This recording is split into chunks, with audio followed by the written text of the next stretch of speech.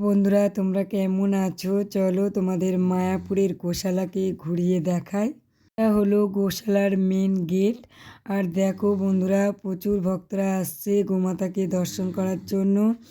অনেকটা বড় জায়গা এরিয়া জুড়ে রয়েছে গোশালা। দেখো বন্ধুরা, তোমাদের দাদাভাই আমার ছেলে ফটো তুলতে ব্যস্ত। সৃষ্টিকর্তা শ্রীকৃষ্ণের পরম বাহন হলো আমাদের গোমাতা। সত্যি কথা বলতে আমাদের হিন্দু শাস্ত্রে শুভ কর্মের আগে গোমাতা ছাড়া কোনো কাজ সুসম্পন্ন হয় না।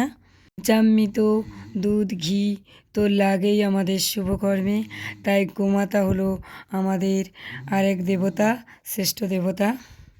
এদিকে দেখো কত বড় গোশালাটা, ওখানে তো রয়েছে, তারপর আমি সরে চলে এলাম। এখানেও দেখো কতগুলো দেখতে পাচ্ছ আমাদের গোমাতা গাভী। দেখে নাও বন্ধুরা, কি বলবো, সত্যি কথা বলতে এখানে এসে একটা আলাদা শান্তি লাগছে। দেখো বন্ধুরা, দেখতে পাচ্ছ কতটা বড় জায়গা জুড়ে রয়েছে।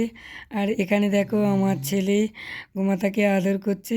ভিডিওটা কেমন লাগলো কমেন্ট করে জানা।